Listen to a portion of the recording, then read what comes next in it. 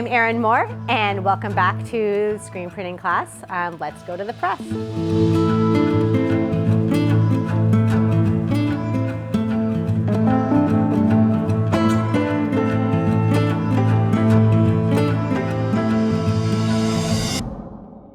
Okay, so the first thing you're gonna do when you get to press is tape up your screens, because when we put ink on our screens and we start pushing ink through that mesh, that stencil, any open part that doesn't have emulsion on it, so around the edges of your screen, there will be no emulsion, and then over your registration marks, right, there's no emulsion. So we're gonna need to put some tape over those areas to keep the ink from pushing through.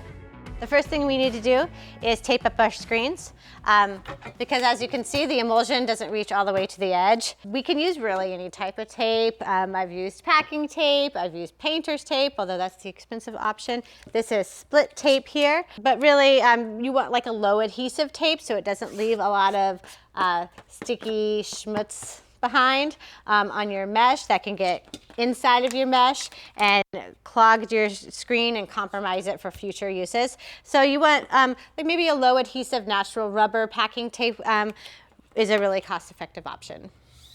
And let's get taping.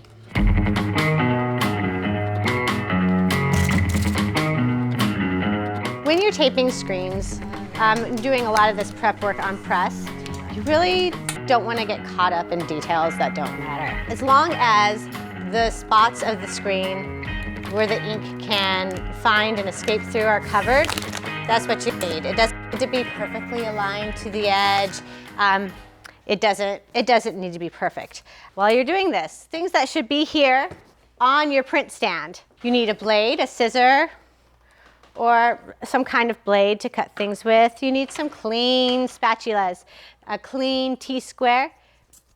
You need some tape, a pen, some adhesive, platen tape, maybe some test prints, some kind of material or old t-shirts to test out your prints on.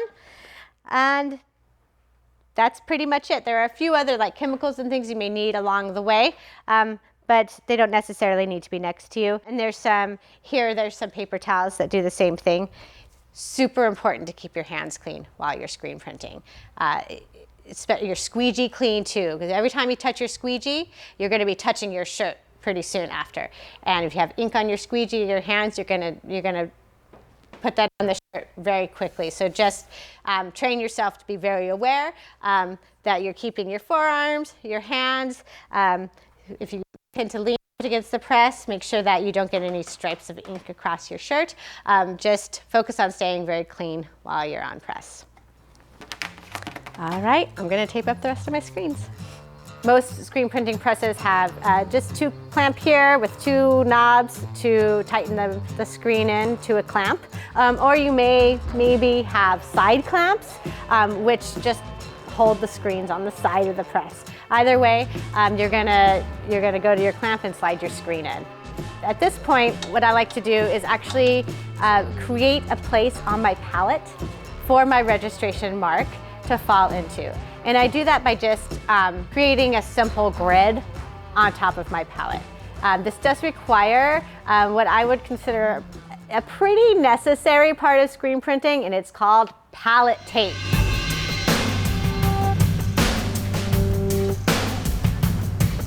Platen tape is an easy way to keep this clean. We want it to stay nice and flat with not too much shirt fuzz on it, not too much adhesive on it, no threads kind of going across it. All of those things will make an impression in our image, and we don't want that to happen. So let's put the platen tape on. You start at the bottom or start on the inside here towards the press. Give it a little pressure there. And this is why you need a blade nearby. Some people would use a squeegee at this part, even to squeegee it out. Now it's really easy to get caught up in getting every tiny bubble and wrinkle out of your platen tape, but I'm telling you, you can do it in a bit. Don't get caught up in details that are not going to affect the final product. There we go with the platen tape. Just gonna kind of hit smoothly on in there. If you have any major creases, you can really just kind of get them out usually by pressing on them. And if that doesn't work, you can just peel it up like that. Start over on that particular time, or that particular part. If you have like a big bubble in there, you can just take your scissor or your blade and poke it, pop it, like this. Then we have all this excess here. You can either cut it to be at the exact edge of your platen, or you can fold it under. I do a little of both. I'll cut the edges here to be even. I like the edges, the two edges here, to be flush with the sides of the platen. I fold under. And we have a nice clean platen ready to go. The next thing we're going to do is we're going to make a grid on our platen. And we're making this grid to plop our registration marks right on top of. And we're going to use it to align our screens, make sure they're coming down in exactly the right spot so that our image comes together beautifully. This platen is a 16-inch platen. That means we're going to make a center line at 8 inches. So just kind of mark it down here. 8 inches, 8 inches, little mark down here, 10 inches, just kidding, 8 inches, 8 inches. Now I'm gonna set this down. I have my T-square just laying on my platen, nothing big about it. I'm gonna set my print arm down here, and I'm just gonna look right down over into my screen and just see approximately where my registration mark is landing in inches down from the top of my platen. So it looks like we're in between 1.5 and 1 3/4 inches down is where my registration mark is naturally falling. 1.5 inches down from the top of my platen. Now I want a little room, just a tiny bit of room to be able to do this with my screens. Because what if in the dark room, even though I tried so hard to measure perfectly, what if I'm like 1/8 of an inch or 1/4 of an inch off, right? I want to give myself that space on press. So I'm actually make my horizontal grid lines at 1 1/4, 1.5, and 1 3/4 inches down, right? So I have a 1/2 inch there of like wiggle room, which is a lot, like being a 1/2 an inch off on a measurement, that's quite a bit, right? So I'm giving myself some space there for the human error I know is just bound to happen. So now I'm just making like crosshatch marks at 1 1/4 inches, 1.5 inches, and 1 3/4 inches. And I'm just gonna make some crosshairs.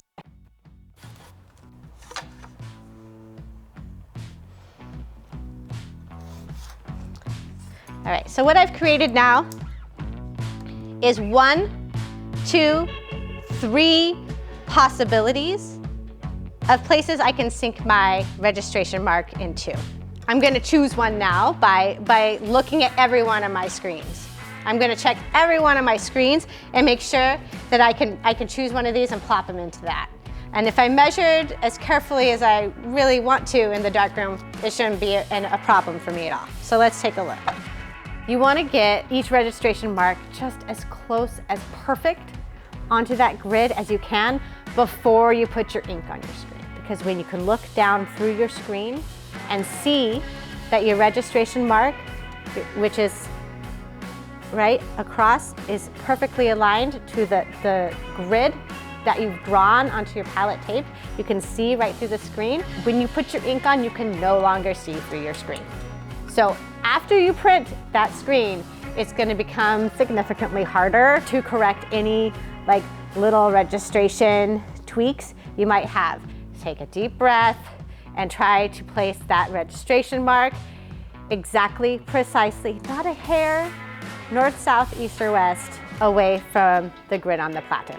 If one of your screens is off in any which direction, that's the amount you're gonna be off in your design. If your design, say, is a strawberry, and the top of your strawberry is just a 1/4 of an inch to the right or left, it's not gonna look like a strawberry anymore. You want it to be just perfect as you possibly can.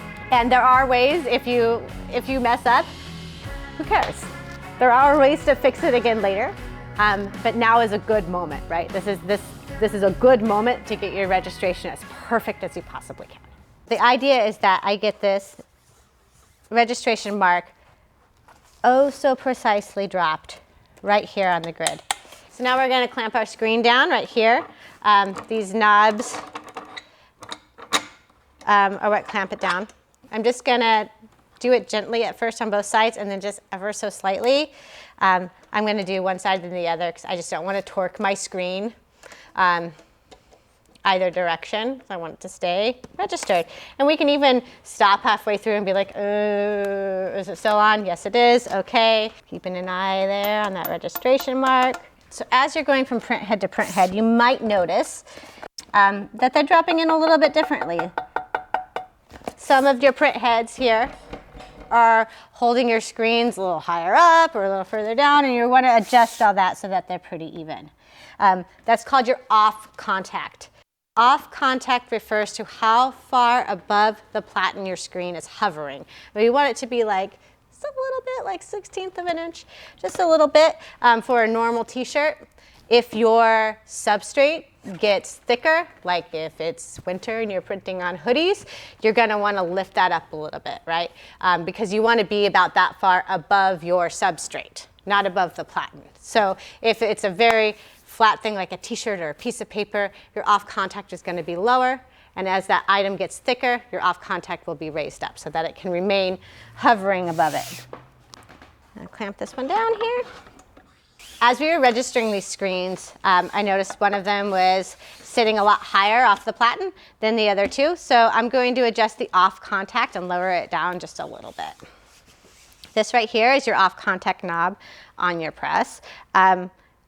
Presses are kind of a little bit different. Each one is a little bit different, but it will be located up here, and it's going to control this mechanism inside here.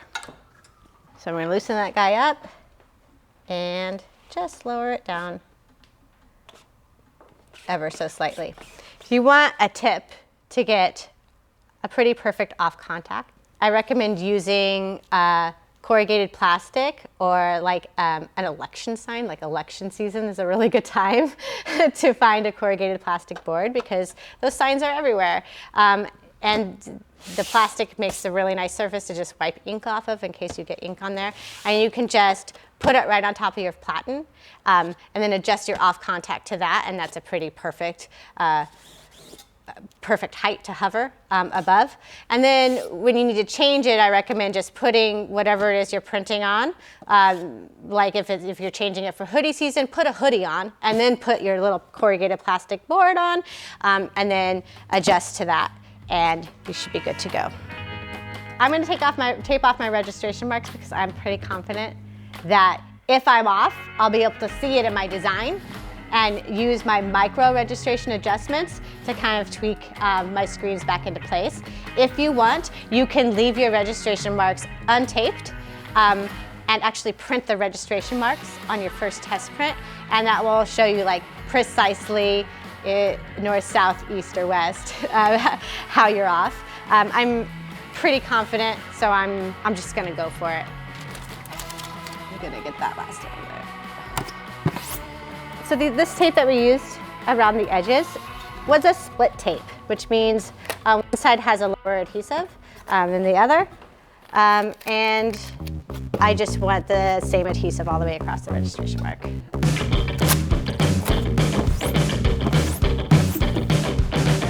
So now that we're pretty registered, we're ready to put some ink on our screens. Today for our canvas, we're going to do the Allmade 100% organic cotton. I think it'll look good with the color palette that we've chosen for our print. It is a nice, smooth surface to print on, and I think it's going to look great. In your print space, you need surfaces where ink goes and surfaces where ink never, ever, ever goes, because ink can get messy and spatulas can get messy. And you don't want to accidentally put a clean shirt on a little bit of ink or a drop of ink, because it probably won't come out and you've ruined that shirt. So keeping those things very separate is super important. I'm gonna pop some gloves on so that I stay clean too. Before we put a test print down on the platen, we need to put some adhesive on it. Because once we put a shirt or a textile or a tote bag or a poster down on the platen, we do not want it to move until we are sure we are done printing it. We are absolutely sure that we're done with it. If we move, we're never going to align it to our screens again. It just won't happen. So we affix it with a little bit of adhesive. We're using a water-based adhesive here, and we're just gonna kind of drip, drip, drip it on. You want to make sure that the first thing you put on here is a test print, because you don't. This adhesive needs to kind of will be really strong at first, and you don't want it to stick to the inside of your shirt. So make sure you use the test print first. This is just a shirt that maybe somebody made a mistake on once or something. And we're gonna use it to test out our print. Let me just put a little on there like that. Just slop it on. Do not slop it on inside your image, right? Do it below. You should have, in a chest print that's this size, you have plenty of room down below. And then before you lift your screen, I recommend putting a squeegee here, and it's gonna, as you lift up your screen and it starts dripping down, that squeegee is gonna keep it from going all the way to the bottom of your screen while you ink up your other ones. So this is a squeegee. The first thing you're gonna do is you're gonna do your flood stroke on your print. This is just pulling the ink across the top of your image like that, and prepping it for your print stroke. I push my squeegee because although I look super, super, super strong, really strong, I'm not as strong as I look, and sometimes I like to utilize my body weight and really kind of get over the subject so that I can put my weight into it, and that's why I push the squeegee. Typically, if you have somebody taller or just a larger build, they will be more comfortable pulling. It's just something that I've noticed in my screen printing classes over the years. So you just want to start above your image. Never start in the middle of your image, because it's definitely going to create a line there, and push it through. Now we're printing with water-based ink. Because water-based ink tends to dry in the image, we're gonna leave it flooded like this so that there's a layer of moisture there to just keep it hydrated inside of our mesh. And that's our first screen.